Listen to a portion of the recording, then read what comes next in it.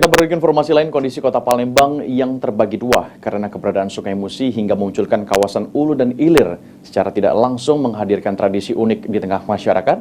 Di antaranya seperti tradisi bagi masyarakat di kawasan Ulu yang kerap menggunakan transportasi perahu ketek untuk menyeberang ke Masjid Agung Palembang guna menunaikan sholat Idul Fitri. Momen unik dan langka terlihat di tepian Sungai Musi, di mana masyarakat Ulu Kota Palembang berbondong-bondong menggunakan perahu ketek untuk menyeberangi Sungai Musi guna menunaikan ibadah sholat Id di masjid tertua Kota Palembang, yakni Masjid Agung Jayo Wikromo. Momen ini pun menjadi berkah bagi para pengemudi perahu ketek yang ada, lantaran ramainya warga yang menunaikan sholat Id berimbas dengan meningkatnya omset para pengemudi.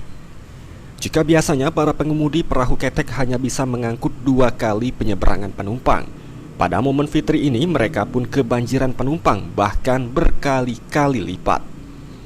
Sementara untuk tarif angkutan yang diberlakukan biasanya hanya Rp5.000 saja per penumpang, atau jika secara kumulatif dalam 1 kali mengangkut, para pengemudi ketek dapat mengantongi hingga Rp30.000. 2 kali lagi.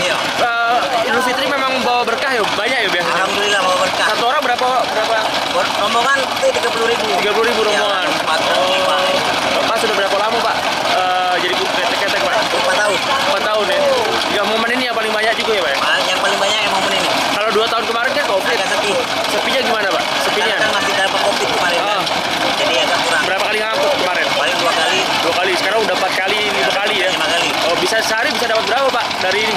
400.000 kadang. 400.000. Oh, kalau di harian? Harian. Tak hanya digunakan sebagai moda transportasi dalam pengangkutan jemaah sholat Id, aliran Sungai Musi pun kerap digunakan masyarakat untuk mengambil wudhu sebagai antisipasi ramainya warga yang antri wudhu di Masjid Agung Jayo Wikromo, Kota Palembang. Abidin Riwanto, PAL TV.